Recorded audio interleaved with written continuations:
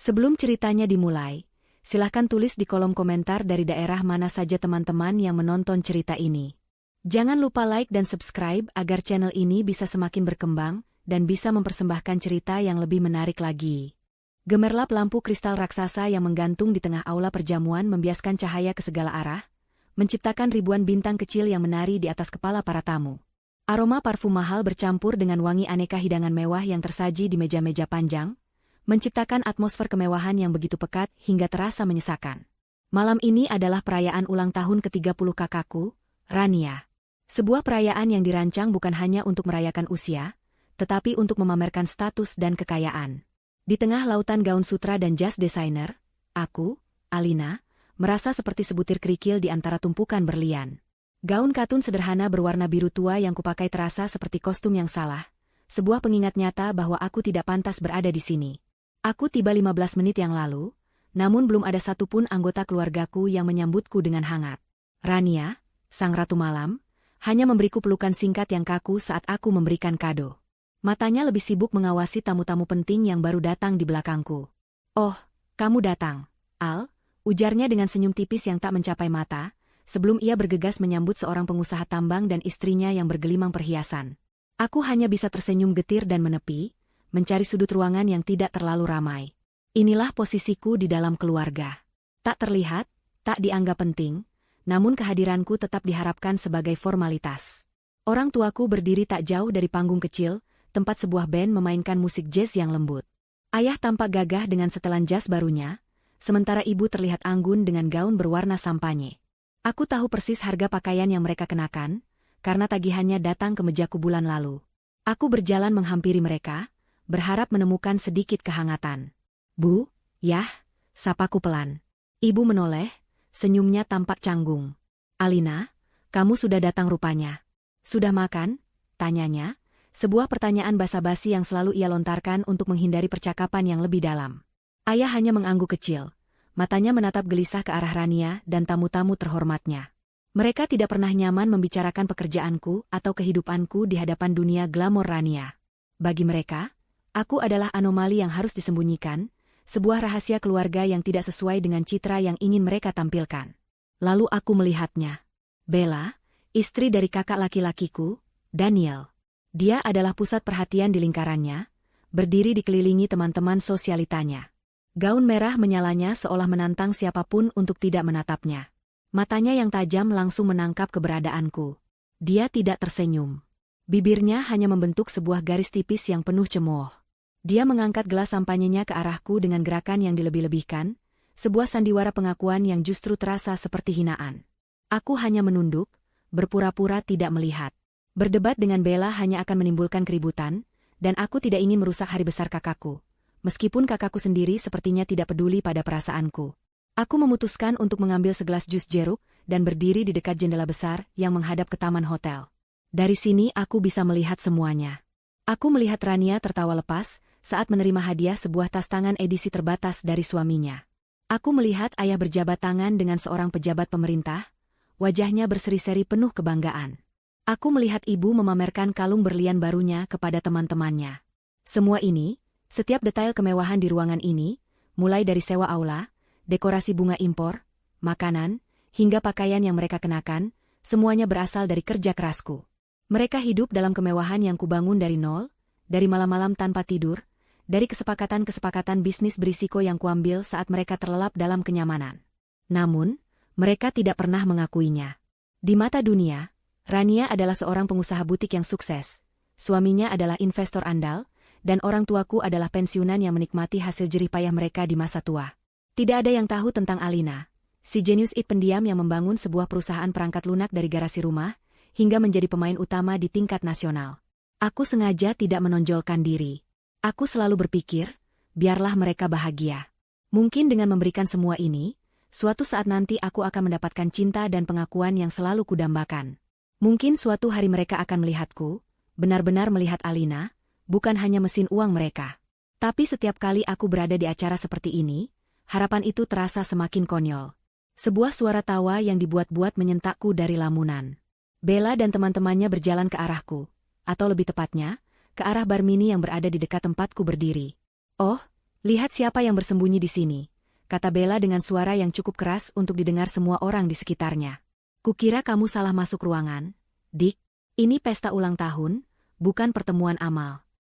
Teman-temannya tertawa kecil, melirikku dari ujung kepala hingga ujung kaki dengan tatapan merendahkan. Gaun katunku yang sederhana kini terasa seperti kain karung goni yang gatal. Aku hanya sedang menikmati pemandangan, Kak Bella, jawabku sepelan mungkin, mencoba menjaga nada suaraku agar tetap tenang. Aku tidak ingin memberinya kepuasan melihatku marah. Pemandangan, ulangnya dengan nada mengejek. Pemandangan orang-orang sukses yang tidak akan pernah bisa kamu jangkau?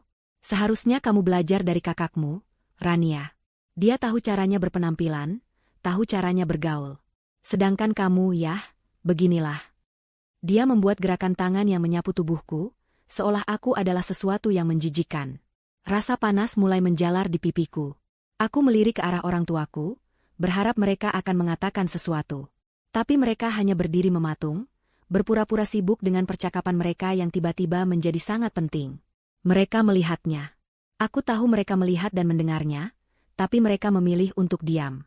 Mereka memilih kemewahan semu ini daripada membela putri mereka sendiri. Aku mencoba untuk pergi, untuk melarikan diri dari situasi ini. Permisi, aku mau ke toilet, kataku sambil berbalik. Tapi Bella dengan cepat menghalangi jalanku. Senyum licik terpasang di wajahnya. Tunggu dulu. Jangan terburu-buru. Aku belum selesai bicara, katanya. Genggamannya di lenganku terasa dingin dan menusuk.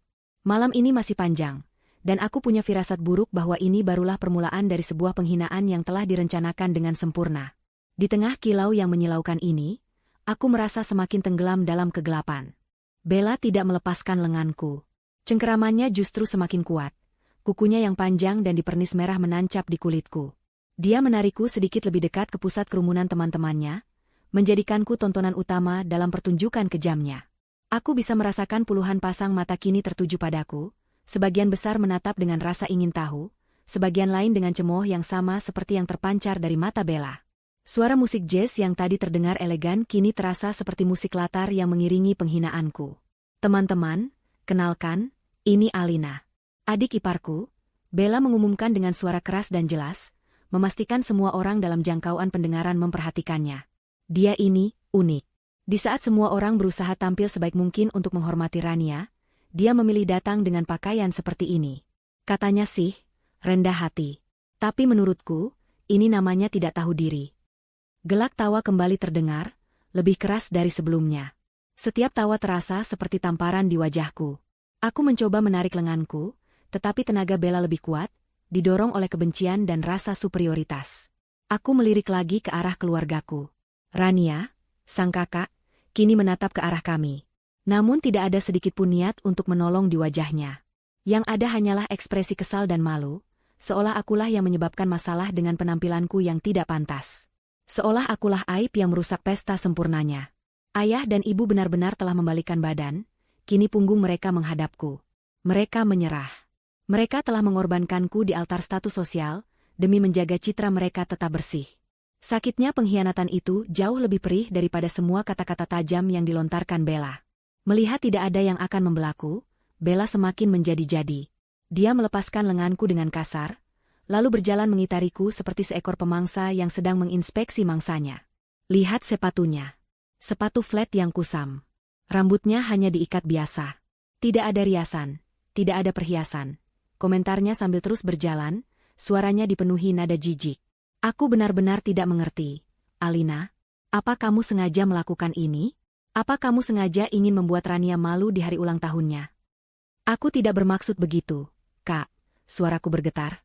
Aku berusaha sekuat tenaga menahan air mata yang mulai menggenang. Aku tidak akan menangis. Tidak di depan mereka. Oh, tentu saja tidak, sahut Bella sarkastis. Dia berhenti tepat di depanku, menatapku lurus di mata. Orang sepertimu tidak pernah punya maksud apa-apa, karena pikiranmu memang kosong. Kamu hanya ada, menumpang hidup pada kebaikan keluargamu, tanpa memberikan kontribusi apapun. Kalimat itu adalah sebuah kebohongan yang luar biasa. Sebuah ironi yang begitu menyakitkan hingga rasanya seperti ada pisau tumpul yang mengoyak isi perutku. Aku, yang tidak berkontribusi, seluruh fondasi kehidupan mewah yang dia pijak saat ini adalah kontribusiku. Mobil sport yang dia pakai untuk datang ke pesta ini apartemen mewah tempat dia tinggal, bahkan mungkin gaun merah menyala yang membungkus tubuhnya. Semuanya adalah hasil dari keringat dan otakku. Kemarahan yang selama ini kupendam mulai mendidih, menggelegak di dalam dadaku, mencari jalan keluar. Seolah bisa merasakan perubahan dalam diriku, Bella memutuskan untuk melancarkan serangan puncaknya. Dia ingin menghancurkanku sepenuhnya, memastikan aku tidak akan pernah bisa mengangkat kepalaku lagi di hadapan mereka. Wajahnya berubah menjadi seringai yang sangat buruk. Dia maju satu langkah, ruang di antara kami semakin menipis. Aku bisa mencium bau alkohol dari napasnya. Lalu, hal yang tak terduga itu terjadi. Di tengah aula perjamuan yang megah, di hadapan puluhan tamu terhormat, di depan mata keluargaku sendiri, Bella melakukan hal yang paling rendah dan hina. Dia mengumpulkan ludah di mulutnya, dan dengan gerakan yang penuh kebencian, dia meludah ke lantai marmer yang mengkilap, tepat di samping sepatuku. Suara decak basah yang menjijikan itu terdengar begitu jelas, di tengah keheningan yang tiba-tiba tercipta. Beberapa tamu terkesiap kaget. Belum cukup sampai di situ, Bella kemudian mengangkat tangannya, jari telunjuknya yang lentik menuding lurus ke wajahku. Wajahnya dipenuhi kemenangan yang keji. Jangan hanya berdiri seperti sampah di situ. Hardiknya, suaranya melengking dan penuh perintah. Cepat, ambilkan minum untuk para tamu. Layani mereka seperti pembantu seharusnya. Setidaknya kamu berguna untuk sesuatu malam ini.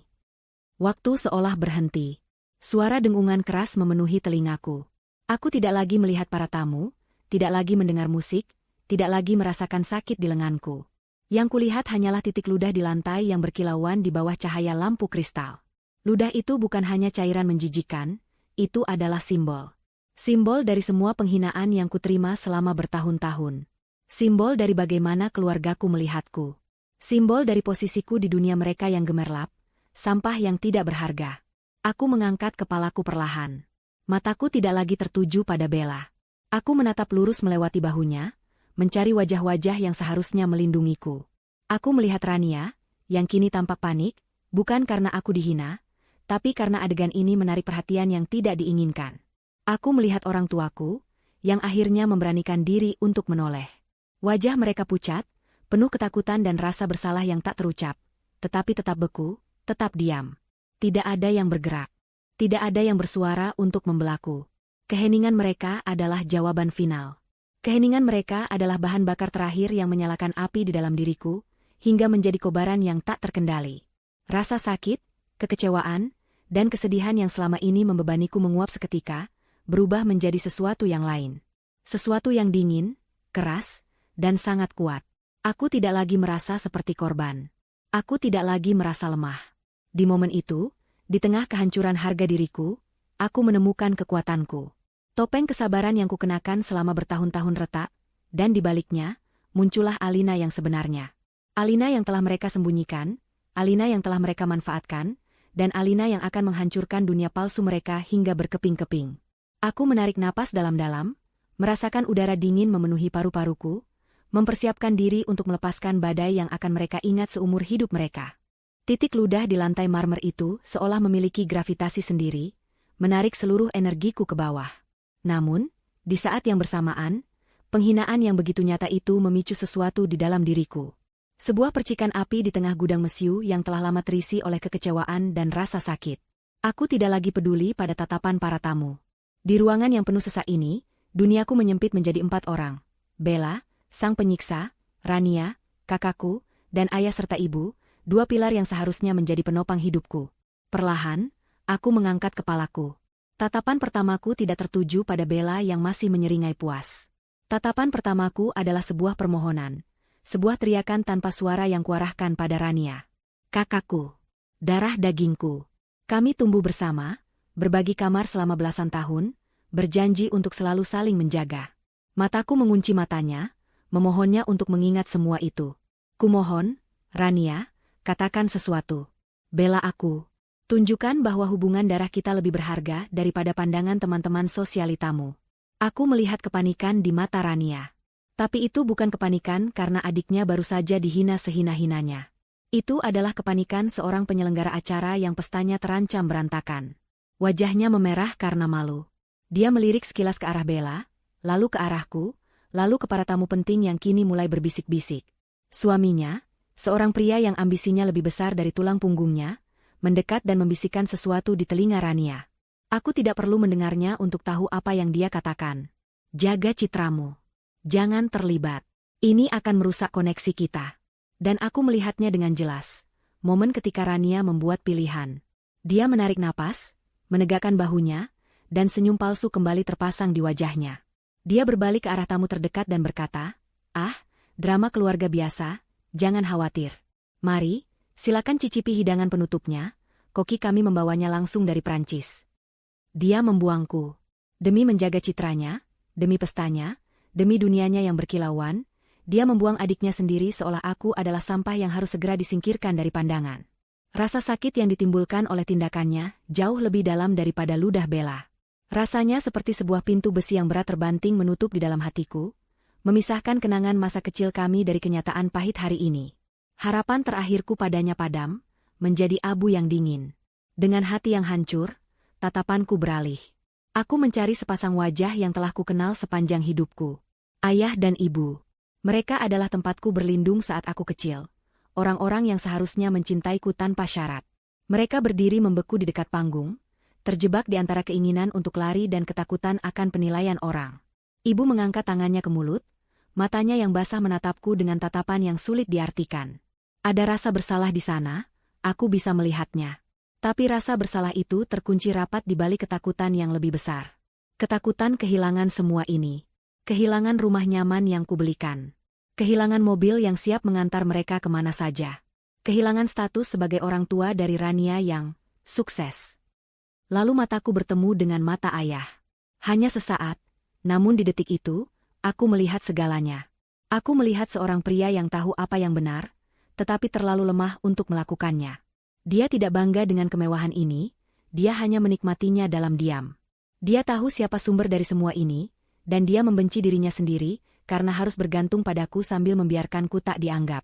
Tatapannya adalah sebuah permohonan maaf yang bisu sekaligus sebuah permintaan pengecut. Tolong, Alina, jangan buat keributan. Mengalah saja. Seperti yang selama ini selalu kamu lakukan. Itulah puncaknya. Itulah momen di mana sesuatu di dalam diriku patah selamanya. Permintaan diam dari ayah agar aku kembali menelan harga diriku demi kenyamanan mereka adalah pengkhianatan terbesar dari semuanya. Mereka tidak hanya diam. Keheningan mereka adalah sebuah tindakan. Sebuah pilihan. Mereka secara aktif memilih untuk mengorbankanku. Mereka memegang pisau yang sama dengan Bella. Mereka hanya tidak punya keberanian untuk menusukkannya secara langsung. Dengungan di telingaku berhenti. Ruangan yang tadinya kabur kini menjadi sangat jernih. Setiap wajah, setiap ekspresi, setiap bisikan, semuanya terekam dengan detail yang menyakitkan. Aku bisa mendengar tawa tertahan dari teman-teman Bella. Aku bisa mendengar bisikan, kasihan sekali gadis itu. Aku bisa mendengar denting gelas sampahnya yang canggung. Aku sendirian. Benar-benar sendirian di tengah keluarga dan keramaian. Kesadaran itu tidak lagi membawa kesedihan. Tidak ada lagi air mata yang ingin keluar. Kekosongan yang ditinggalkan oleh kehancuran hatiku dengan cepat terisi oleh sesuatu yang lain. Sesuatu yang dingin, keras, dan tajam seperti pecahan kaca. Kemarahan. Bukan kemarahan yang panas dan membabi buta, melainkan kemarahan yang dingin dan terfokus. Kemarahan yang memberikan kejernihan luar biasa. Aku akhirnya mengerti. Aku tidak akan pernah bisa membeli cinta dan rasa hormat mereka, tidak peduli berapa banyak uang yang kuberikan. Usahaku selama ini sia-sia. Aku telah menyirami taman yang indah untuk mereka tinggali, sementara aku sendiri dibiarkan berdiri di luar pagar, di bawah hujan badai. Api telah padam, menyisakan bara yang membakar dengan intensitas yang tenang. Aku tidak akan lagi menjadi Alina yang pendiam. Aku tidak akan lagi menjadi Alina yang mengalah. Mereka telah menghina orang yang salah. Mereka telah merendahkan sumber dari semua yang mereka banggakan. Mereka pikir aku adalah sampah? Malam ini, aku akan menunjukkan kepada mereka bahwa sampah ini adalah fondasi yang menopang istana pasir mereka, dan aku akan menariknya kembali. Aku menarik napas dalam-dalam, bukan untuk menenangkan diri, tetapi untuk mengumpulkan kekuatan. Udara yang masuk ke paru-paruku terasa seperti bahan bakar. Saat aku menghembuskannya, aku tidak lagi merasakan apapun untuk mereka. Tidak ada cinta, tidak ada benci. Hanya ada perhitungan. Keheningan di aula perjamuan itu begitu pekat, bisa diiris dengan pisau. Semua orang menunggu, menahan napas, untuk melihat apa yang akan kulakukan selanjutnya. Apakah aku akan menangis? Apakah aku akan lari? Bella masih berdiri di depanku, Seringai di wajahnya sedikit memudar, digantikan oleh ekspresi tidak sabar, seolah menungguku untuk segera menjalankan perintahnya dan membuktikan bahwa aku memang seorang pembantu. Postur tubuhku berubah. Aku tidak lagi membungkuk menahan malu. Punggungku tegak lurus, daguku terangkat. Aku menatap lurus melewati Bella, mataku menyapu wajah Rania, ayah, dan ibu sekali lagi. Bukan dengan tatapan memohon, tapi dengan tatapan seorang hakim yang akan membacakan vonis. Udara di sekitarku terasa dingin. Kemudian, aku membuka mulutku. Suara yang keluar bukanlah suara lirih Alina yang biasa mereka dengar. Suara itu tenang, tetapi membelah keheningan seperti cambuk. Cukup. Satu kata itu bergema dengan kekuatan yang mengejutkan. Bella tersentak, begitu pula beberapa orang di dekatnya. Bisikan-bisikan berhenti total. Semua mata kini tertuju padaku, merasakan pergeseran kekuasaan yang tak terlihat di udara. Aku menarik napas sekali lagi, dan kali ini, aku melepaskan semuanya.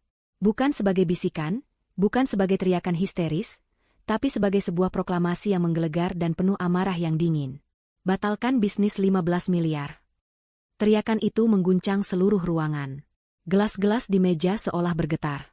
Para musisi di panggung berhenti bermain. Beberapa tamu terlonjak kaget. Untuk sesaat, tidak ada yang bergerak. Wajah-wajah di sekelilingku menunjukkan kebingungan total. Apa yang gadis berpakaian sederhana ini bicarakan? Bisnis apa? Miliar? Keheningan yang membeku itu dipecahkan oleh suara yang paling kuharapkan. Suara tawa Bella yang melengking dan dibuat-buat. Hahaha. Apa aku tidak salah dengar? Serunya, menoleh ke teman-temannya yang ikut tersenyum mengejek. Kamu? Membatalkan bisnis 15 miliar? Alina, sudahlah. Jangan membuat dirimu semakin terlihat konyol. Kamu bahkan mungkin tidak tahu nolnya ada berapa. Sekarang pergilah dari sini sebelum kamu benar-benar mempermalukan keluarga. Ejekan itu adalah umpan yang sempurna. Aku mengabaikannya. Tatapanku tetap terkunci pada keluargaku, yang wajahnya kini dipenuhi kecemasan dan kebingungan. Rania menatapku seolah aku sudah gila. Ayah menggelengkan kepalanya pelan, seolah memohonku untuk berhenti. Aku mengeluarkan ponsel dari saku gaunku. Benda itu tampak begitu sederhana di tanganku, sebuah ponsel model lama yang lebih mengutamakan fungsi daripada gaya. Kontras dengan ponsel berlapis emas milik Bella. Dengan jari-jari yang stabil, aku menekan sebuah nomor panggilan cepat. Aku tidak perlu melihat buku telepon. Aku hafal nomor ini di luar kepala. Aku menekan tombol pengeras suara, dan nada sambung yang jernih terdengar di seluruh aula yang hening. Setelah 2 kali berdering, sebuah suara yang tenang dan profesional menjawab. Selamat malam, Bu Alina. 2 kata itu, Bu Alina, mendarat seperti bom. Aku melihat Rania dan ibuku saling berpandangan. Wajah Bella yang tadinya mengejek kini menunjukkan keraguan untuk pertama kalinya. Bima, selamat malam, jawabku, suaraku terdengar tegas dan berwibawa, suara yang biasa kugunakan di ruang rapat, bukan di acara keluarga. Maaf mengganggu di luar jam kerja. Ada instruksi mendesak. Tidak masalah, Bu. Saya siap. Jawab Bima tanpa ragu. Pertama, aku memulai, mataku tak pernah lepas dari wajah pucat keluargaku. Penandatanganan Project Horizon yang dijadwalkan besok pagi jam 9. Batalkan. Tarik proposal kita dari meja. Kirim email pembatalan resmi malam ini juga. Aku bisa melihat Rania terkesiap. Project Horizon adalah mimpinya. Sebuah proyek ekspansi butiknya ke pasar internasional yang sudah ia gembar-gemborkan selama berbulan-bulan. Dia pikir suaminya lah yang berhasil mendapatkan investor. Dia tidak tahu, akulah investor itu. Siap, Bu. Project Horizon dibatalkan, konfirmasi Bima. Kedua, lanjutku, nadaku semakin dingin. Tarik semua proposal investasi yang sedang berjalan atas nama Rania dan suaminya, Daniel. Semua pendanaan dihentikan efektif segera. Baik, Bu, akan saya proses. Ketiga. Semua kartu kredit tambahan yang terhubung dengan rekening utama saya, atas nama ayah, ibu, Daniel, dan Bella, bekukan sekarang juga. Tanpa pengecualian. Kini giliran Bella yang wajahnya berubah menjadi putih seperti kertas. Dia pasti sedang memikirkan tagihan belanjanya yang baru dari Eropa. Sedang diproses, Bu. Terakhir, hentikan semua transfer dana otomatis bulanan ke rekening mereka semua. Efektif detik ini juga. Konfirmasi jika semua instruksi sudah jelas. Sangat jelas, Bu Alina. Semua akan dilaksanakan segera, kata Bima dengan efisiensi yang luar biasa. Terima kasih, Bima. Aku menutup telepon dan memasukkannya kembali ke sakuku. Aula masih membeku dalam keheningan yang tak percaya. Aku membiarkan mereka mencerna apa yang baru saja terjadi. Kemudian, aku mulai berbicara, menjelaskan kepingan teka-teki yang baru saja kusebar. Project Horizon, kataku, menatap lurus ke arah Rania yang gemetar. Itu adalah kesepakatan senilai 15 miliar rupiah. Seharusnya itu menjadi hadiah ulang tahun ke-30 untukmu dariku, untuk membuat mimpimu terwujud. Sekarang, mimpi itu sudah mati. Aku beralih ke Bella dan kakaknya, Daniel, yang berdiri di sebelahnya dengan mulut ternganga. Mobil mewah yang kalian pamerkan kemana-mana? Apartemen yang kalian tinggali? Aku yang membayarnya. Kalian tidak punya apa-apa. Terakhir, aku menatap ayah dan ibu, yang kini tampak 10 tahun lebih tua. Rumah besar yang kalian tempati dengan bangga, yang kalian sebut sebagai hasil jerih payah ayah, sertifikatnya atas namaku. Pesta ini, aku membuat gerakan menyapu ke seluruh ruangan yang mewah. Setiap botol sampanye, setiap kelopak bunga, gaun ibu, jas ayah, semuanya dibayar oleh perempuan yang baru saja kalian biarkan diludahi dan disebut sampah. Kebenaran itu terungkap sudah. Topeng mereka telah kurobek paksa. Para tamu kini menatap keluargaku dengan pandangan yang sama sekali berbeda. Bukan lagi kekaguman, melainkan campuran antara kasihan dan jijik. Para kolega bisnis ayah dan Rania menatap mereka seolah mereka adalah penipu. Aku lelah, kataku, suaraku kini terdengar benar-benar lelah. Aku lelah menjadi sapi perah kalian. Aku lelah membiayai gaya hidup kalian, sambil diperlakukan lebih rendah dari pembantu. Mulai malam ini, semuanya berakhir. Aku menatap mereka satu persatu untuk terakhir kalinya. Sekarang, ku cabut semuanya. Kalianlah yang akan hidup miskin dan menderita setelah menghina dan merendahkanku. Selamat menikmati dunia nyata. Tanpa menunggu jawaban, aku berbalik. Aku berjalan lurus menuju pintu keluar. Aku tidak berlari. Setiap langkahku mantap dan penuh tujuan. Aku bisa mendengar suara isak tangis ibu yang tertahan. Aku bisa mendengar Rania memanggil namaku dengan suara putus asa. Aku juga mendengar suara gelas yang jatuh dan pecah di lantai, mungkin dari tangan Bella yang gemetar. Aku tidak menoleh. Aku terus berjalan, meninggalkan reruntuhan istana palsu mereka di belakangku, melangkah menuju kebebasanku. Pintu aula perjamuan yang berat dan berukir itu menutup di belakang Alina dengan bunyi klik yang pelan namun terdengar, seperti dentuman meriam di tengah keheningan yang mencekam. Kepergiannya meninggalkan sebuah kekosongan, sebuah lubang hitam yang menyedot semua kemeriahan pesta, dan hanya menyisakan kebenaran yang telanjang dan buruk rupa. Untuk beberapa detik yang terasa seperti selamanya, tidak ada yang bergerak. Rania, Bella, ayah, dan ibu berdiri seperti patung lilin yang mulai meleleh di bawah tatapan puluhan pasang mata yang kini tidak lagi dipenuhi kekaguman, melainkan rasa ingin tahu yang buas. Rania adalah yang pertama pecah dari kelumpuhannya. Bukan dengan air mata penyesalan, melainkan dengan teriakan panik yang memilukan. Alina, tunggu. Alina. Dia berlari beberapa langkah menuju pintu, tangannya terulur seolah bisa menarik kembali adiknya dari balik kayu tebal itu. Tapi dia berhenti, tahu bahwa semuanya sudah terlambat. Teriakan itu bukanlah panggilan untuk seorang adik, melainkan jeritan seorang ratu yang baru saja kehilangan kerajaannya. Dia berbalik, matanya liar mencari-cari pegangan di tengah dunianya yang runtuh. Di sisi lain, Bella masih dalam tahap penyangkalan. Wajahnya yang pucat pasi menatap kosong ke arah pintu. Tidak mungkin. Bisiknya, lebih pada dirinya sendiri. Dia bohong. Ini pasti hanya akal-akalan dia untuk membuatku malu. Dia tidak punya apa-apa. Dengan tangan yang gemetar hebat, dia merogoh tas tangannya dan mengeluarkan ponsel pintarnya. Jarinya yang biasanya lincah menari di atas layar, kini terasa kaku dan bodoh. Dia mencoba membuka aplikasi mobile bankingnya, tetapi 3 kali salah memasukkan kata sandi karena tangannya terlalu bergetar. Kepanikan mulai merayap di wajahnya, menggantikan kesombongan yang beberapa menit lalu begitu angkuh terpajang di sana. Kebohongan yang dia ucapkan terdengar, hampa bahkan di telinganya sendiri. Sementara itu, ibu akhirnya menyerah. Tenaganya seolah terkuras habis. Ia terisak tanpa suara, tubuhnya merosot ke kursi terdekat. Gaun sampanye dan kalung berlian yang ia kenakan kini, tampak seperti kostum murahan pada seorang aktris yang baru saja melupakan semua dialognya. Ayah berdiri di sampingnya, satu tangan menopang bahunya dengan lemah. Wajah ayah adalah kanvas penderitaan. Dia menatap berkeliling pada wajah-wajah para kolega dan teman-temannya, orang-orang yang selama ini dia buat terkesan dengan kesuksesan palsunya. Kini, tatapan mereka menusuknya seperti ribuan jarum. Dia telah kehilangan segalanya dalam satu malam. kenyamanannya, harga dirinya, dan yang paling parah, putrinya. Para tamu, yang tadinya adalah penonton pasif, kini berubah menjadi juri. Bisikan-bisikan mulai terdengar semakin keras, tidak lagi ditahan-tahan. Suasana pesta yang tadinya meriah kini berubah menjadi seperti ruang sidang. Jadi, semua ini hanya sandiwara, terdengar suara seorang wanita dari kerumunan teman-teman Bella. Aku tidak percaya Rania dan keluarganya serendah itu, sahut yang lain. Seorang pengusaha parubaya yang tadi pagi baru saja menyetujui kesepakatan bisnis kecil dengan suami Rania, kini menatapnya dengan pandangan dingin. Dia mengeluarkan ponselnya dan dengan cepat mengetik pesan kepada asistennya, batalkan pertemuan dengan Daniel besok. Hentikan semua komunikasi. Pesta itu telah mati. Band jazz sudah lama mengemasi instrumen mereka dalam diam. Para pramusaji berdiri canggung di sudut ruangan, tidak tahu harus berbuat apa.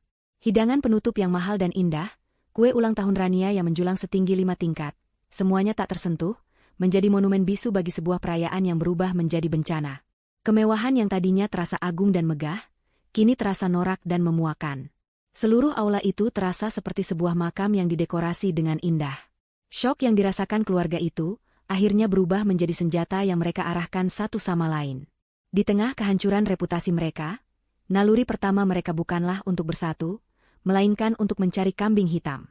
Rania, dengan mata memerah dan napas terengah-engah, berbalik dan mendorong Bella dengan kasar. Ini semua salahmu, pekiknya, suaranya serak karena amarah dan tangis. Kalau saja mulut busukmu itu tidak menghinanya, semua ini tidak akan terjadi. Kamu menghancurkan hidupku. Bella, yang juga berada di puncak kepanikan, tidak terima disalahkan. Dia balas mendorong Rania. Salahku? Kenapa tidak ada satupun dari kalian yang memberitahuku bahwa adikmu yang aneh itu adalah sumber uang kalian? Kalian semua pembohong. Kalian menipuku untuk masuk ke dalam keluarga palsu ini. Cukup. Ayah mencoba melerai, suaranya bergetar dan lemah. Jangan membuat keributan lebih besar lagi. Tidakkah kalian lihat semua orang memperhatikan? Tapi otoritasnya telah lenyap. Dia bukan lagi kepala keluarga yang dihormati, melainkan hanya seorang lelaki tua yang lemah dan pengecut. Pertengkaran sengit antara Rania dan Bella menjadi tontonan terakhir yang memalukan malam itu. Mereka saling menyalahkan, saling meneriakkan kata-kata kotor, merobek sisa-sisa citra keluarga terhormat yang telah mereka bangun dengan susah payah di atas kebohongan. Melihat pertunjukan yang menyedihkan itu, para tamu mulai mengambil keputusan. Satu persatu, mereka mulai meninggalkan ruangan. Tidak ada lagi ucapan selamat tinggal atau basa-basi. Mereka pergi dengan tergesa-gesa, seolah takut ketidakberuntungan keluarga itu akan menular. Mereka berjalan keluar, membawa serta cerita skandal paling heboh tahun ini, yang akan segera menyebar seperti api di seluruh lingkaran sosialita kota. Dalam waktu kurang dari 15 menit, aula perjamuan yang tadinya penuh sesak itu menjadi kosong. Hanya menyisakan Rania, Bella, suami mereka, dan kedua orang tua mereka. Mereka berdiri terpencar di tengah lautan kemewahan yang kini terasa dingin dan asing. Balon-balon berwarna emas yang melayang di langit-langit seolah mengejek mereka. Hadiah-hadiah mahal yang menumpuk di atas meja kini tampak seperti tumpukan sampah. Pesta telah berakhir. Dan mereka ditinggalkan sendirian untuk menghadapi puing-puing kehidupan mereka yang baru saja dihancurkan. Aku berjalan melewati lobi hotel yang megah dengan langkah yang mantap. Beberapa pasang mata menatapku, mungkin bertanya-tanya apa yang dilakukan seorang wanita berpakaian sederhana di tempat semewah ini pada malam hari. Dulu, tatapan seperti itu akan membuatku merasa kecil dan tidak nyaman. Tapi malam ini, aku tidak peduli. Aku tidak lagi peduli pada penilaian orang asing, karena aku baru saja melepaskan diri dari penilaian orang-orang yang seharusnya paling mencintaiku. Kepalaku tegak, bahuku tegap. Aku tidak sedang melarikan diri, aku sedang berjalan menuju kehidupanku. Saat pintu kaca otomatis berputar dan terbuka, embusan udara malam yang sejuk menyambut wajahku. Rasanya seperti menghirup udara untuk pertama kalinya setelah terlalu lama tenggelam. Aroma aspal basah setelah gerimis sore dan suara klakson mobil yang sayup-sayup di kejauhan terasa begitu nyata dan menenangkan. Aku berhenti sejenak di trotoar, menutup mata, dan menarik napas dalam-dalam. Inilah aroma kebebasan. Berat beban yang selama bertahun-tahun menghimpit pundakku, beban untuk membahagiakan mereka, beban untuk mendapatkan pengakuan mereka, beban untuk berpura-pura menjadi seseorang yang bukan diriku, semuanya terangkat. Aku merasa ringan. Aku mengabaikan deretan mobil mewah dan taksi eksekutif yang menunggu di lobi. Aku berjalan sedikit ke pinggir jalan raya dan mengangkat tanganku untuk memanggil taksi biasa. Sebuah taksi berwarna biru berhenti di depanku. Sopirnya, seorang bapak paruh baya, tersenyum ramah. "Malam, Mbak. Mau kemana?" Tanyanya sederhana. Tidak ada penghakiman, tidak ada tatapan merendahkan. Hanya sebuah interaksi manusia yang normal.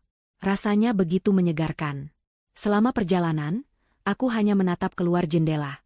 Lampu-lampu kota berkelip seperti permata yang tersebar di atas kain beludru hitam. Gedung-gedung pencakar langit yang menjulang, jalanan yang ramai, semuanya tampak berbeda malam ini. Dulu, aku melihatnya sebagai arena pertempuran, tempat di mana aku harus bekerja tanpa henti untuk menopang gaya hidup keluargaku. Sekarang, aku melihatnya sebagai sebuah dunia yang penuh dengan kemungkinan. Kemungkinan untuk diriku sendiri. Radio di taksi memutar lagu pop lawas yang ceria. Kontras yang begitu tajam dengan drama yang baru saja kutinggalkan membuatku hampir tersenyum.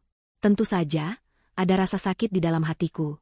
Rasa sakit karena kehilangan keluarga, atau lebih tepatnya, kehilangan ilusi tentang sebuah keluarga yang kuharap bisa kumiliki. Bayangan wajah kecewa ayah dan tangisan ibu melintas di benakku. Tapi anehnya, rasa sakit itu tidak lagi terasa tajam. Rasanya seperti luka lama yang akhirnya dibersihkan, perih sesaat namun diperlukan untuk proses penyembuhan. Aku tidak menyesali keputusanku. Itu adalah operasi yang menyakitkan, tetapi aku baru saja mengangkat tumor ganas dari hidupku. Taksi berhenti di depan sebuah gedung apartemen yang sederhana namun bersih dan terawat di bagian kota yang lebih tenang. Ini adalah duniaku yang sebenarnya, tempat perlindungan yang tidak pernah diketahui oleh keluargaku. Aku membayar ongkos taksi dan mengucapkan terima kasih. Saat aku masuk ke dalam unit apartemenku, aku langsung disambut oleh keheningan yang nyaman. Tidak ada kemewahan yang mencolok. Dindingnya dipenuhi rak buku, bukan lukisan mahal. Meja kerjaku dipenuhi dengan komponen komputer dan papan sirkuit, bukan pajangan kristal. Ini adalah cerminan diriku yang sebenarnya. Seorang kreator, seorang pemikir, bukan seorang sosialita. Aku menyeduh secangkir teh kamomil dan duduk di sofa dekat jendela. Ponselku, yang kutaruh di atas meja, mulai bergetar tanpa henti. Layarnya menyala, menampilkan rentetan notifikasi. Puluhan panggilan tak terjawab dari Rania. Puluhan pesan teks dari ibu yang isinya mungkin campuran antara amarah, permohonan, dan rasa bersalah. Beberapa panggilan dari ayah. Dulu, rentetan notifikasi ini akan membuatku panik, merasa bersalah, dan segera menelepon balik untuk memperbaiki apapun yang salah. Sekarang, aku hanya menatapnya dengan tenang. Bunyi getaran itu bukan lagi panggilan, melainkan gema dari dunia yang sudah kutinggalkan. Dengan gerakan yang tenang dan pasti, aku meraih ponsel itu dan menekan tombol daya hingga layarnya menjadi hitam. Aku memutuskannya. Aku memutuskan mereka.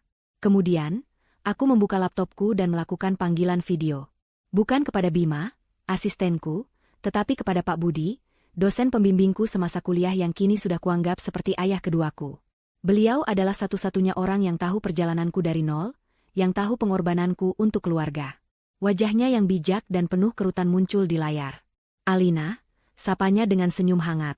"Tumben menelepon malam-malam begini. Semuanya baik-baik saja?" Aku menarik napas dan menceritakan semuanya.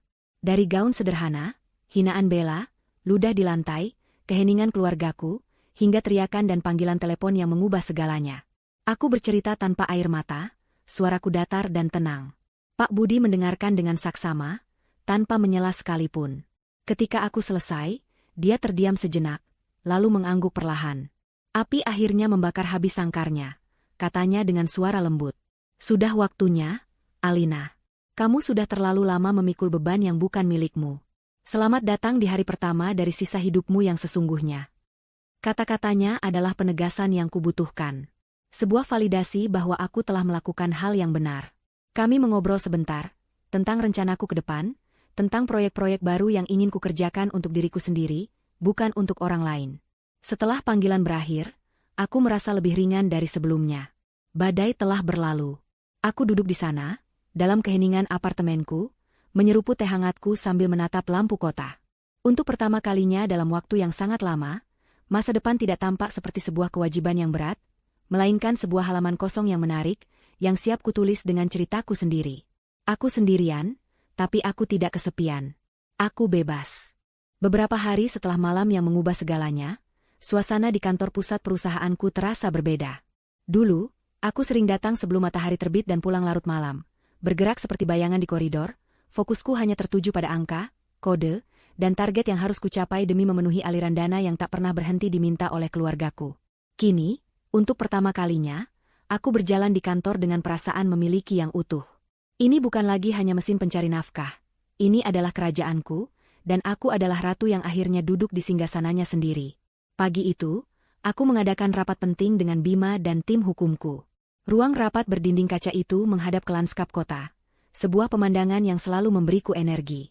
Di atas meja terbentang tumpukan dokumen yang tebal, akta kepemilikan, laporan aset, dan surat-surat legal. Ini adalah peta dari semua yang telah kubangun dan kuberikan. Semua aset berada mutlak atas nama ibu, ujar Pak Tirtayasa, kepala tim hukumku, seorang pria tegas berusia 50-an. Rumah yang ditempati orang tua ibu, apartemen atas nama Rania dan suaminya, 2 mobil mewah, dan kepemilikan saham mayoritas di perusahaan butik milik Rania. Semuanya legal dan tidak dapat diganggu-gugat. Pertanyaannya sekarang, apa yang ingin ibu lakukan dengan semua ini? Aku menatap dokumen-dokumen itu. Setiap lembar kertas terasa seperti sebuah belenggu yang akhirnya bisa kulepaskan.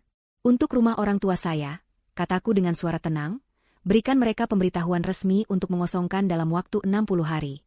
Waktu yang cukup untuk mencari tempat tinggal baru. Setelah itu, jual rumahnya.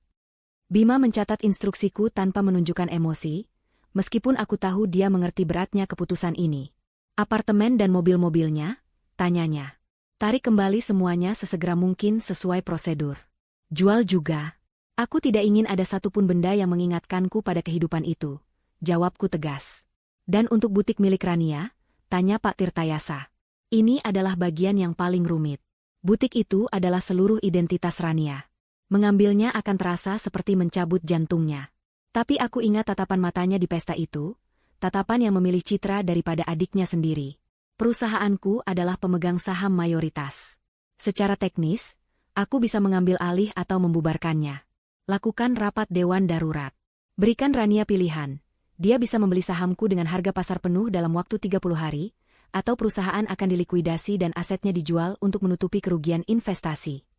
Aku tahu dia tidak akan pernah bisa mendapatkan uang sebanyak itu. Ini adalah sebuah pelajaran, bukan hukuman mati. Pelajaran tentang konsekuensi. Setelah urusan aset selesai, topik beralih ke dana 15 miliar dari proyek Horizon yang batal. Dana tersebut sudah kembali utuh di rekening perusahaan, Bu. Siap untuk dialokasikan kembali, lapor Bima. Disinilah titik balik sesungguhnya terjadi. Dulu, aku mungkin akan menginvestasikannya kembali ke proyek lain yang menghasilkan keuntungan lebih besar. Tapi kini, aku melihat uang itu secara berbeda. Itu bukan lagi hanya angka, itu adalah simbol kebebasanku. Bima, kataku, aku ingin kamu membentuk sebuah tim kecil. Aku ingin kita mendirikan sebuah yayasan. Bima mengangkat alisnya, tertarik. Yayasan seperti apa, Bu? Sebuah yayasan yang fokus pada pendidikan teknologi untuk anak-anak dari keluarga kurang mampu. Berikan mereka beasiswa, bangun laboratorium komputer di sekolah-sekolah pinggiran, adakan pelatihan coding gratis. Aku ingin uang yang tadinya akan digunakan untuk membiayai kesombongan, sekarang digunakan untuk membangun harapan. Beri nama yayasan itu, Yayasan Harapan Digital. Saat mengucapkan nama itu, aku merasakan sesuatu yang hangat menjalari dadaku. Sebuah tujuan. Untuk pertama kalinya, aku tidak bekerja untuk membuktikan sesuatu kepada keluargaku. Aku bekerja untuk menciptakan sesuatu yang berarti. Tentu saja, proses pemutusan hubungan ini tidak berjalan mulus di ranah pribadi. Ponsel kerjaku yang Bima pegang terus-menerus dibanjiri pesan. Awalnya adalah pesan-pesan penuh amarah dari Rania dan Bella, menuduhku kejam dan tidak berperasaan. Lalu berubah menjadi pesan-pesan bernada memelas dari ibu, menceritakan bagaimana ayah jatuh sakit karena stres dan memohonku untuk memikirkan mereka. Aku tahu itu adalah taktik manipulasi, tetapi tetap saja terasa menyakitkan. Aku membuat keputusan berat namun perlu, aku meminta Bima untuk memblokir semua nomor mereka. Aku membutuhkan ruang untuk bernapas, untuk menyembuhkan diri tanpa terus-menerus ditarik kembali ke dalam drama mereka. Suatu sore, telepon berdering di apartemenku.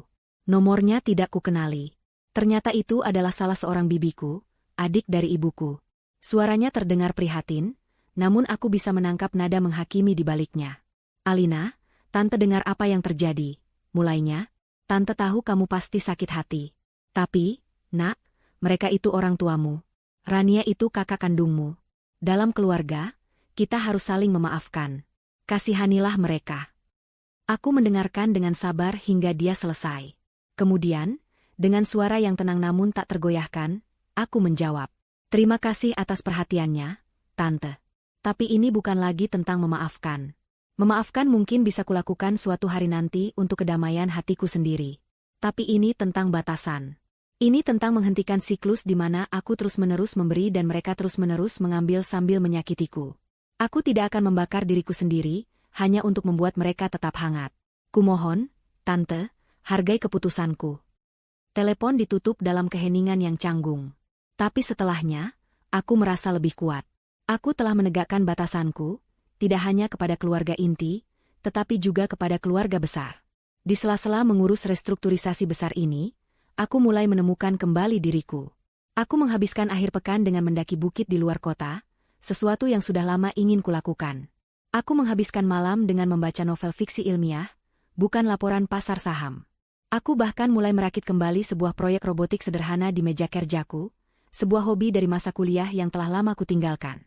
Aku menemukan kembali kegembiraan dalam hal-hal kecil, dalam proses menciptakan sesuatu hanya untuk kesenangan semata. Aku mulai memasak makananku sendiri, menikmati aroma bawang putih yang ditumis dan kesederhanaan sepiring nasi hangat. Rutinitas baru ini terasa begitu nyata, begitu membumi. Aku menyadari betapa kosongnya kehidupanku sebelumnya, yang hanya diisi dengan pekerjaan dan kekecewaan. 1 minggu setelah rapat itu, Bima meletakkan draft proposal pendirian Yayasan Harapan Digital di mejaku. Aku membacanya halaman demi halaman, melihat visi dan misinya tertulis dengan jelas. Di sana, di atas kertas, ada sebuah masa depan baru. Bukan masa depan yang berpusat pada menyenangkan orang lain, tapi masa depan yang berpusat pada memberi dampak positif. Aku tersenyum, senyum tulus pertama dalam waktu yang sangat lama.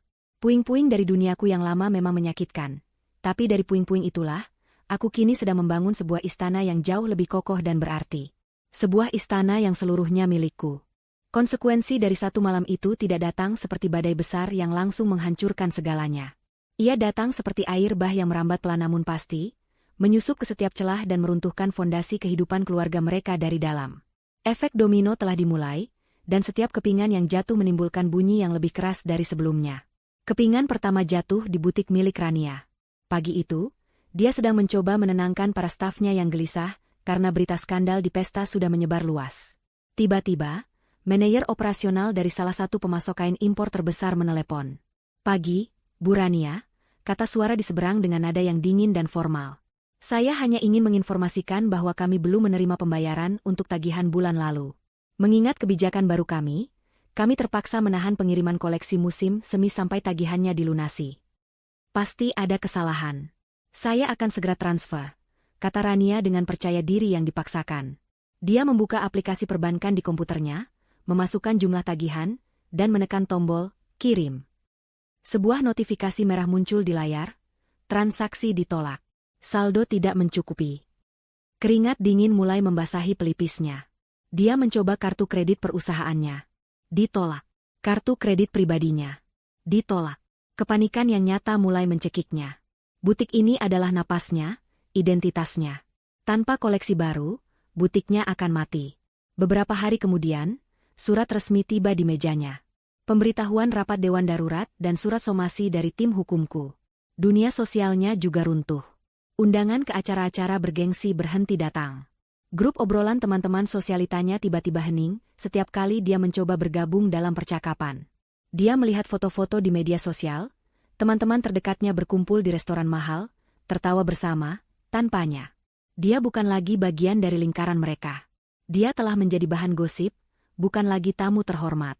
Kepingan domino berikutnya menimpa Bella. Baginya, kehancuran ini lebih bersifat visual dan memalukan. Suatu siang, saat dia sedang duduk di sebuah kafe trendy, mencoba mempertahankan sisa-sisa citranya, 2 orang pria berbadan tegap dengan seragam dari perusahaan leasing menghampirinya. "Permisi, apa benar ini mobil milik Ibu Bella?" tanya salah satu pria itu dengan suara keras, sambil menunjuk mobil SUV mewah berwarna putih yang terparkir di depan kafe. Seluruh mata di kafe itu langsung tertuju padanya. Wajah Bella memerah. "Iya, memangnya kenapa?" jawabnya ketus. "Kami dari pihak leasing, Bu. Ada tunggakan pembayaran selama 3 bulan. Sesuai prosedur, mobil ini terpaksa kami tarik.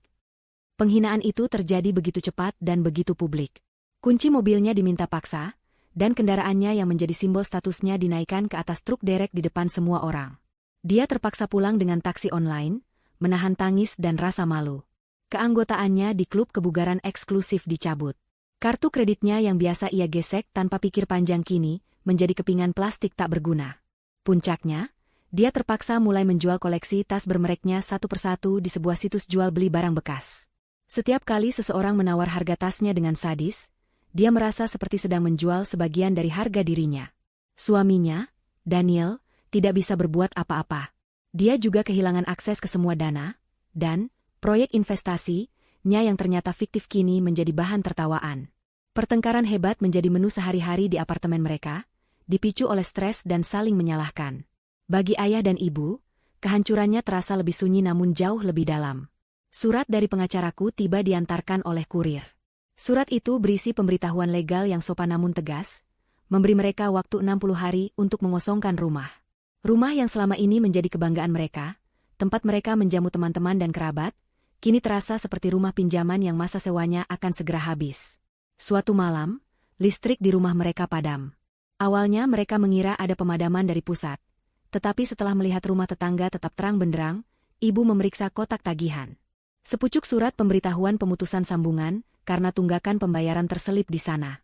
Malam itu, mereka makan malam hanya ditemani cahaya lilin. Bukan lilin untuk makan malam romantis, melainkan lilin yang menerangi kegagalan mereka. Mereka makan nasi dengan lauk telur dadar, sebuah menu dari masa lalu mereka yang miskin, yang mereka pikir sudah lama mereka tinggalkan. Tidak ada teriakan atau pertengkaran di antara mereka. Hanya keheningan yang menyesakan, dipenuhi oleh rasa sesal dan saling menyalahkan yang tak terucapkan. Ibu sering menangis diam-diam di dapur, sementara ayah hanya duduk berjam-jam di ruang keluarga yang gelap, menatap layar televisi yang mati. Beban dari kepengecutannya, dari keputusannya untuk diam saat putrinya dihina, kini menghimpitnya tanpa ampun. Kesehatan ayah benar-benar menurun, bukan karena penyakit serius, tetapi karena jiwanya yang remuk.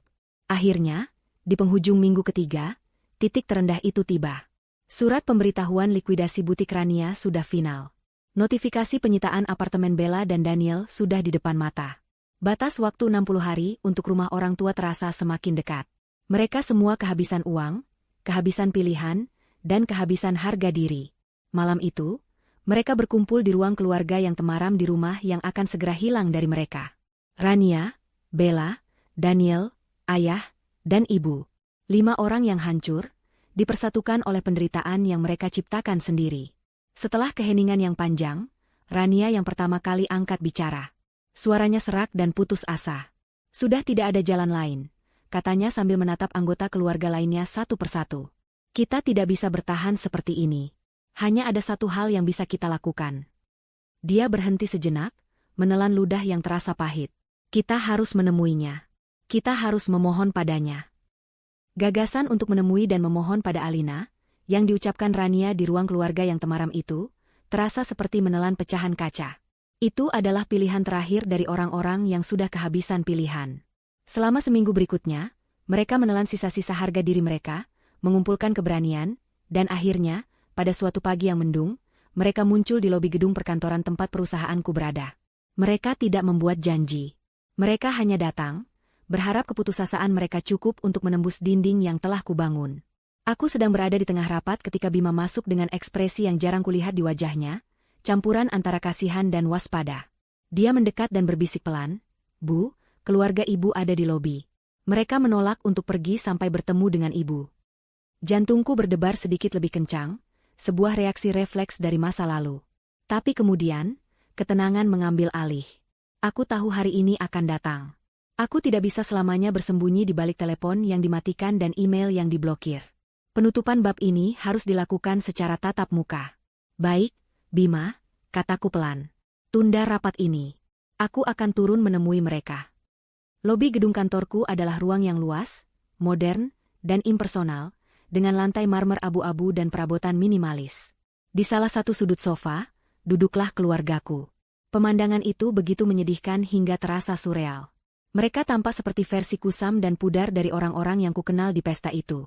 Rania tidak lagi mengenakan gaun sutra, melainkan blus biasa yang sedikit kusut. Wajah Bella pucat tanpa riasan tebal, lingkaran hitam di bawah matanya menceritakan malam-malam tanpa tidur. Ayah dan ibu duduk berdekatan, tampak begitu kecil dan rapuh di sofa yang besar itu. Mereka semua berdiri serempak saat melihatku berjalan mendekat. Aku berhenti beberapa langkah di depan mereka, menjaga jarak aman. Aku tidak mempersilakan mereka duduk. Aku tidak menawarkan minum. Aku hanya berdiri di sana, menatap mereka dengan ekspresi netral, menunggu. Ibu yang pertama kali maju. Air mata sudah membasahi pipinya. "Alina, nak," isaknya, tangannya terulur seolah ingin memelukku, tapi ragu-ragu. "Maafkan kami, nak. Maafkan ibu. Ibu tahu ibu salah karena hanya diam. Tapi tolong, kasihanilah kami. Ayahmu." "Ayah baik-baik saja," potongku, suaraku tidak dingin, hanya datar. Stres tidak akan membunuhnya. Tapi terus-menerus hidup dalam kebohongan, mungkin bisa. Kata-kataku membuat ibu terdiam, isak tangisnya tertahan. Rania melangkah maju, wajahnya penuh penderitaan yang tak lagi dibuat-buat. "Al, aku minta maaf," katanya, suaranya bergetar. "Aku benar-benar minta maaf. Aku kakak yang buruk. Aku egois, aku malu. Aku salah, aku mengakuinya. Tapi tolong, Al, butik itu seluruh hidupku. Tanpa itu, aku bukan siapa-siapa. Jangan ambil itu dariku, kumohon." Permintaannya tulus, aku bisa merasakannya. Tapi itu adalah permintaan maaf yang bersyarat. Dia menyesal, ya, tapi penyesalannya terikat erat pada apa yang akan hilang darinya. Kemudian Bella, yang paling sulit dari semuanya. Dia menunduk, tidak berani menatap mataku. Aku juga minta maaf," ucapnya terbata-bata. Kata-kata itu terdengar asing di mulutnya. Aku tidak seharusnya mengatakan hal-hal itu. Aku iri padamu. Aku minta maaf. Itu mungkin adalah pengakuan paling jujur yang pernah kudengar darinya, lahir dari keputusasaan yang paling dalam. Ayah hanya berdiri di belakang, wajahnya menua oleh rasa malu, tak sanggup mengucapkan sepatah kata pun. Keheningannya kali ini bukanlah kepengecutan, melainkan sebuah pengakuan dosa. Aku mendengarkan semuanya dalam diam. Aku membiarkan kata-kata mereka menggantung di udara lobi yang dingin. Aku tidak merasakan kemenangan. Aku tidak merasakan kepuasan. Yang kurasakan hanyalah kesedihan yang mendalam atas tragedi keluarga kami. Mereka akhirnya meminta maaf, tetapi maaf itu datang terlambat, dan didorong oleh alasan yang salah. Setelah mereka semua selesai bicara, aku menarik napas panjang. "Aku punya satu pertanyaan untuk kalian semua," kataku dengan tenang, menatap mereka satu persatu. "Jawab dengan jujur. Apa yang sebenarnya kalian sesali? Apakah kalian menyesali perbuatan kalian yang telah menyakitiku selama bertahun-tahun? Atau kalian hanya menyesali konsekuensi yang sekarang harus kalian terima karena perbuatan itu?" Pertanyaan itu membungkam mereka. Aku bisa melihat pergulatan batin di wajah mereka. Rania membuka mulutnya, lalu menutupnya lagi. Ibu mulai terisak lebih keras. Bella hanya bisa menatap lantai marmer. Keheningan mereka adalah jawaban yang paling jujur. Mereka tidak bisa membedakannya. Bagi mereka, rasa sakit yang kualami dan hilangnya kemewahan mereka adalah dua hal yang tak terpisahkan. Mereka menyesali badainya, bukan karena telah menyakiti orang lain, tapi karena badai itu kini menghancurkan rumah mereka sendiri. "Aku mengerti," kataku akhirnya, dan dalam suaraku tidak ada lagi kemarahan, hanya ada penerimaan yang menyedihkan. "Kalian datang ke sini bukan untuk memperbaiki hubungan kita. Kalian datang untuk meminta kembali kehidupan kalian yang nyaman. Kalian tidak menginginkan aku, Alina, sebagai adik dan anak kalian. Kalian hanya membutuhkan sumber dana kalian kembali." Aku melihat kebenaran dari kata-kataku terpantul di mata mereka yang mengelak. "Proses hukum akan terus berjalan," lanjutku dengan nada final. "Rumah, mobil, butik, semuanya akan diproses sesuai yang sudah kuinstruksikan. Kalian harus belajar berdiri di atas kaki kalian sendiri." Wajah mereka jatuh dalam keputusasaan total. Rania tampak akan pingsan. Tapi aku belum selesai. "Namun," kataku, membuat mereka menatapku dengan secercah harapan. "Aku tidak akan membiarkan kalian menjadi gelandangan. Itu bukan diriku." Aku mengeluarkan sebuah amplop dari tasku dan menyerahkannya pada ayah. Tangannya gemetar saat menerimanya. Di dalam situ ada cek. "Jumlahnya cukup untuk kalian menyewa rumah sederhana selama setahun, dan untuk biaya hidup selama beberapa bulan ke depan. Anggap ini sebagai pesangon." Aku menatap mereka untuk terakhir kalinya. "Tapi ini ada syaratnya. Uang ini bukan dari Alina, adik atau anak kalian. Uang ini dari seorang CEO perusahaan yang merasa kasihan pada mantan tanggungannya. Ini adalah transaksi terakhir kita. Setelah ini, jangan pernah mencariku lagi. Jangan hubungi aku. Jangan datang ke sini lagi. Bagi kita, semuanya sudah selesai. Secara resmi. Aku tidak menunggu jawaban mereka. Aku tidak ingin melihat air mata mereka lagi. Aku berbalik dan berjalan menuju lift tanpa menoleh ke belakang. Saat pintu lift tertutup, memisahkanku dari mereka selamanya, aku tidak merasa lega atau bahagia. Aku hanya merasa kosong. Tapi aku tahu, kekosongan ini adalah tanah subur tempat kehidupan baruku akan tumbuh. Babak yang menyakitkan itu akhirnya benar-benar berakhir. 1 tahun kemudian. Sinar matahari sore yang hangat menerobos masuk melalui jendela-jendela besar, menerangi sebuah ruangan yang dipenuhi wajah-wajah muda yang bersemangat dan suara tawa anak-anak. Aku berdiri di atas panggung kecil, di hadapan puluhan anak-anak, remaja, orang tua mereka, dan para staf dari yayasanku. Hari ini adalah peresmian Rumah Harapan Digital pertama, sebuah pusat belajar teknologi gratis di jantung kawasan pemukiman padat penduduk. Di belakangku, jajaran komputer baru berderet rapi, siap digunakan. Teknologi bukanlah sihir, kataku ke mikrofon, suaraku terdengar jelas dan percaya diri. Teknologi adalah alat. Dan seperti alat lainnya, kekuatan terbesarnya ada di tangan orang yang menggunakannya. Di tempat ini, kami tidak hanya ingin mengajari kalian cara menggunakan alat itu, tapi kami ingin memberi kalian kekuatan untuk menciptakan alat kalian sendiri, untuk membangun masa depan kalian sendiri. Aku menatap kerumunan itu, melihat harapan di mata mereka, dan merasakan gelombang kebahagiaan yang tulus, sesuatu yang tidak pernah bisa dibeli dengan uang. Penampilanku telah berubah. Aku masih menyukai kesederhanaan, tetapi kini ada aura kepercayaan diri yang terpancar. Aku mengenakan blazer linen di atas kaos sederhana, rambutku ditata rapi. Aku tidak lagi bersembunyi. Setelah acara selesai, aku dikelilingi oleh anak-anak yang ingin menunjukkan hasil karya coding pertama mereka. Pak Budi berdiri di sampingku, menepuk bahuku dengan bangga. Bima, yang kini menjabat sebagai direktur operasional yayasan di samping tugasnya di perusahaan, tersenyum lebar.